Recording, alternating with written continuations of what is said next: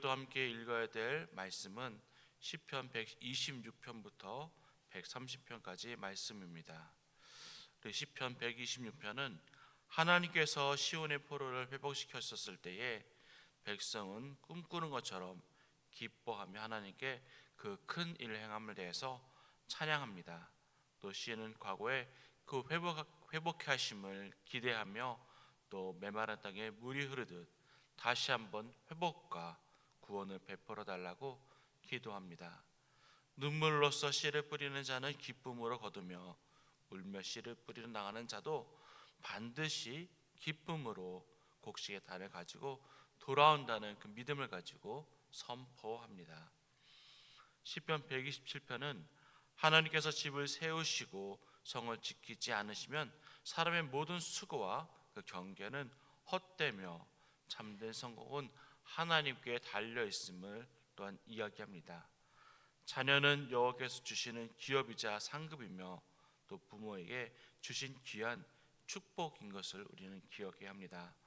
젊어서 얻은 자녀들은 이 용사의 손에 있는 화살과 같아서 그들로 가득한 사람은 대적 앞에서도 부끄러움을 당하지 않는다고 노래하고 있습니다. 시편 126편은 여호와를 경외하며 그의 길을 따르는 사람은 이 수고의 열매를 먹고 또 복과 형통을 누리는 삶을 살아가게 됩니다.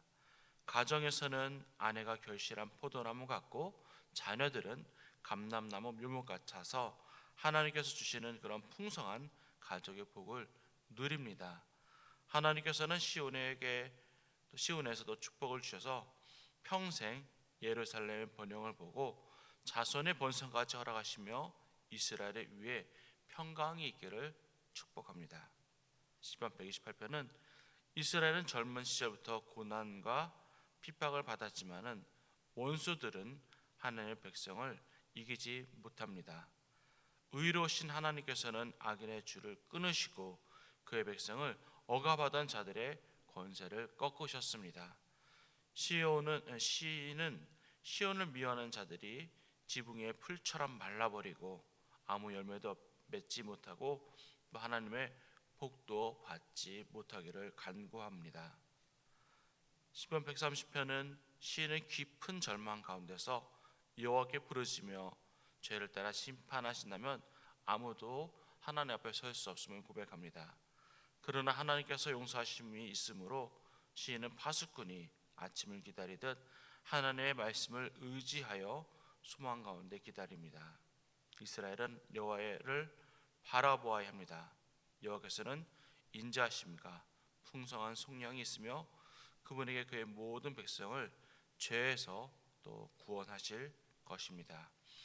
오늘은 시편 130편을 통해서 함께 말씀을 나누고자 합니다. 시인은 깊은 절망 가운데서 여호와께 부르짖으며 여호와의 심판에서 아무도 설 수 없음을 고백합니다. 우리 한번 시편 130편 1절부터 3절까지 시편 130편 1절부터 3절까지 말씀 함께 읽어보겠습니다. 여호와여, 내가 깊은 곳에서 주께 부르짖었나이다. 주여, 내 소리를 들으시며 나의 부르짖는 소리에 귀를 기울이소서. 여호와여, 주께서 죄악을 지켜보시진대 주여, 누가 서리이까. 아멘. 시편 130편은 하나님 앞에서 간절히 부르짖는 그런 시입니다. 우리는 하나님께 간절히 부르짖을 때에 어떤 태도를 가져야 되는지 그것을 통해서 함께 나눠보고자 합니다. 시인은 이 어떤 이유에서인지 우리는 알지 못하지만은 하나님께 간절히 부르짖습니다. 아마 그 부르짖음은 우리 마음속 깊은 곳에서 있는 것부터 울려지는 그런 기도일 것입니다. 우리가 하나님께 부르짖어 기도할 때에 가슴 저 깊은 곳에 맺혀있던 우리의 상처, 우리의 두려움, 우리의 슬픔, 탄식, 이런 고민들을 우리는 하나님께 아뢰 것입니다. 근데 여기서 기쁨이라는 것은 깊은 바다를 의미합니다. 깊은 바다는 다시 죽음, 암흑, 세상과 동떨어진 것을 의미합니다. 여러분은 언제 이렇게 깊은 바다에 있다고 여겨진 적이 있습니까? 아마 우리가 앞을 내다볼 수 없는 그런 어두움 상황 속에서, 절대 헤어나지 못할 것 같은 그런 고통 속에서, 끝날 것 같지 않는 그런 어둠 속에서 우리는 죽음과 같은 그런 깊은 아마 경험을 했을 것입니다. 하지만 이 시인은 하나님과 멀리 떨어져 있는 상태, 그 상태를 기품이라고 이야기하고 있습니다. 3절 말씀에 여호와여 주께서 죄악을 보실진대 주여 누가 서리이까라고 고백하고 있기 때문입니다. 다시 말해서 내가 하나님 앞에 서려고 했는데 내 죄가 너무나 커서 하나님 앞에 설 수 없고, 하나님을 찾을 수도 없고, 하나님의 이름을 부를 수도 없는 그런 상황인 것입니다.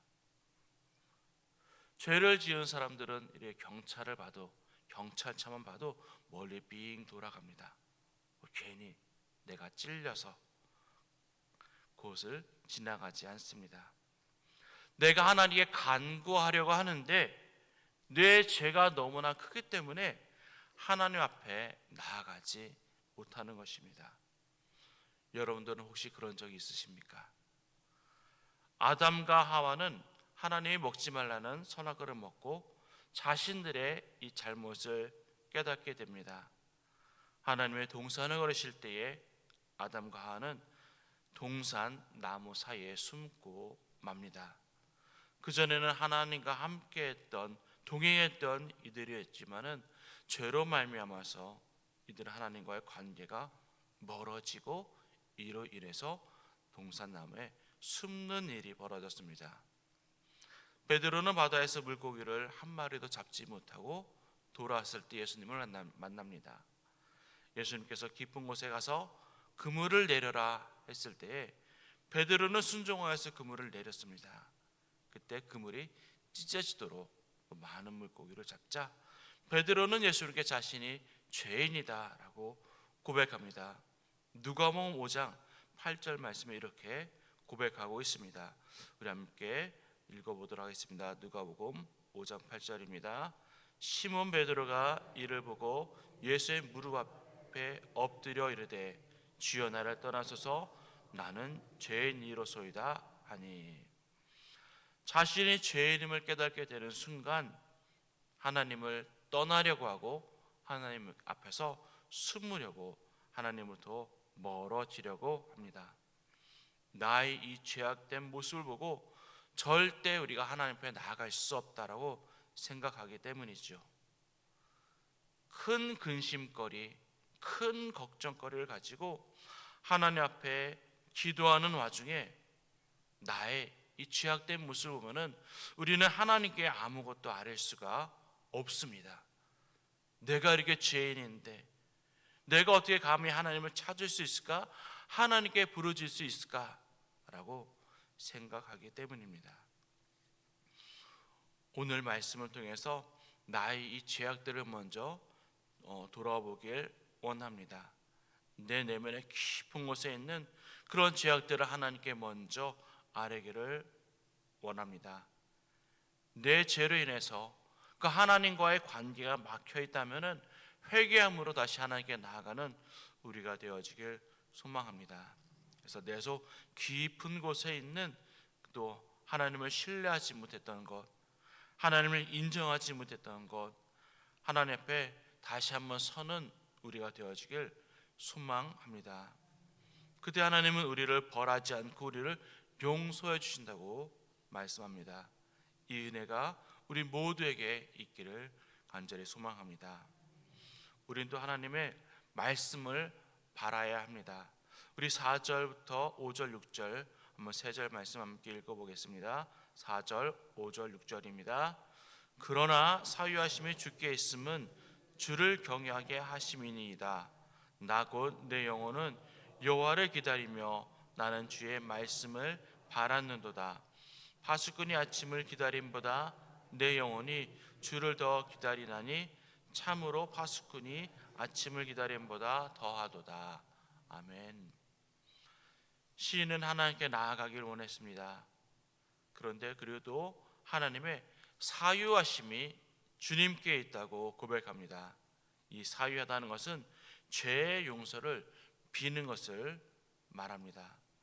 하나님께 나아가 내 죄의 용서를 구하지만은 그것을 용서하시는 분은 하나님이심을 우리는 인정하는 것입니다.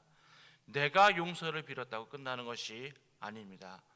용서를 해주시는 그 주체가 하나님이심을 우리는 알아야 합니다. 내가 이 신앙생활에서 항상 주체가 누구인지를 우리는 정확히 살펴야 합니다. 내가 주인이 아니라, 내가 하는 것이 아니라 하나님께서 주인이시고 하나님께서 하심을 우리는 기억해야 합니다. 그래서 시인은 죄 용서를 구하고 하나님께 그것을, 죄 용서를 구해 주심을 기대하고 또한 바라고 있는 것입니다. 우리 다시 한번 5절 말씀 함께 읽어보겠습니다. 5절 말씀입니다. 나 곧 내 영혼은 여호와를 기다리며 나는 주의 말씀을 바라는도다. 아멘. 나를 용서하실 하나님을 기다리는 것이고 또 다시 만나 주실 그 하나님을 말씀으로 바라는 것입니다. 물론 우리는 하나님께서는 우리가 회개할 때에 모든 죄를 다 용서해 주시겠다고 말씀하고 있습니다. 이사야 55장 7절 말씀에 악인은 그의 길을, 불의한 자는 그의 생각을 버리고 여호와께로 돌아오라. 그리하면 그가 긍휼히 여기시리라. 우리 하나님께로 돌아오라. 그가 너그럽게 용서하시리라 로 말씀하고 있습니다. 또한 요한일서 1장 9절 말씀 함께 읽어보겠습니다. 만일 우리가 우리 죄를 자백하면 그는 미쁘시고 의로사 우리 죄를 사하시며 우리를 모든 불의에서 깨끗하게 하실 것이요. 사도행전 3장 19절에서 이와 같이 말씀하고 있습니다. 함께 읽겠습니다. 그러므로 너희가 회개하여 돌이켜 너희 죄 없이 함을 받으라. 아멘. 그렇습니다. 이렇게 하나님께서는 말씀으로 우리에게 용서하시겠다고, 죄를 돌이키면은 용서하시겠다고 말씀해야 할 것입니다. 말씀하고 있습니다. 또 우리는 말씀으로 다시 하나님을 함께 붙들어야 할 것입니다. 그래서 시인은 그 기다림이 파수꾼이 아침을 기다림과 같다고 고백하고 있기 때문입니다. 6절 말씀에 파수꾼이 아침을 기다림보다 내 영혼이 주를 더 기다리나니 참으로 파수꾼이 아침을 기다림보다 더하도다라고 말씀하고 있습니다. 파수꾼은 반드시 아침이 오는 것을 믿기 때문에 짙은 어두운 밤이 와도 그는 두렵지 않고 아침을 기다릴 수 있습니다. 우리도 하나님의 간구였을 때에 반드시 하나님께서 우리를 용서하신다는 그런 믿음을 가져야 할 것입니다. 하나님께서 과를 나를 용서해 주실까? 내가 또 같은 죄를 반복해 짓는데 하나님께서 또 용서해 주실까? 하나님을 의심하고 하나님을 믿지 못해서 하나님과의 그런 관계가 멀어지지 않기를 바랍니다. 우리를 언제나 용서하실 그 하나님을 기대하고 하나님께 나아가는 우리가 되어지길 소망합니다. 하나님은 절대로 그것을 가지고 야단을 치거나 우리를 책망하지 않으십니다. 더욱 하나님을 찾는, 하나님께 돌아가는 우리 모두가 되어지길 소망합니다. 우리도 7절 8절 말씀 함께 읽어보도록 하겠습니다. 7절 8절입니다. 이스라엘아 여호와를 바랄지어다. 여호와께서는 인자하심과 풍성한 속량이 있음이라.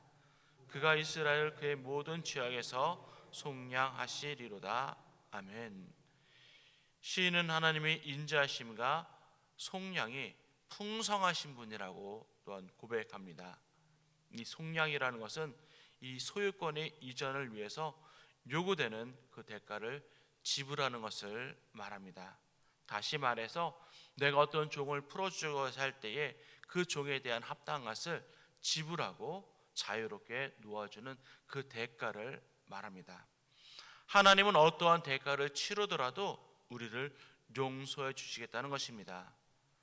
또 인자라는 말도 값없이 주시는 그런 자비입니다. 하나님은 우리를 용서하실 때 아무런 값도 원치 않고 오히려 하나님이 그 값을 치르고 지불해 주시고 우리를 용서해 주십니다.